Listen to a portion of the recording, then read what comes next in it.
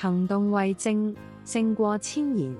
我係子琳，今晚嘅藥方係，再多動聽情話，都唔及日常細微行動有說服力。好多人善於講動聽嘅承諾，或好多美好藍圖，實際相處卻懶得付出半分。真正嘅在意，從唔靠嘴講，記住你喜好，願意花時間陪你，遇事站你身邊，先係最真實嘅心意。淨係識講唔識做嘅人，遲早會令你一次次心寒。長久嘅感情建立於實際付出，空口說話只係一時消遣。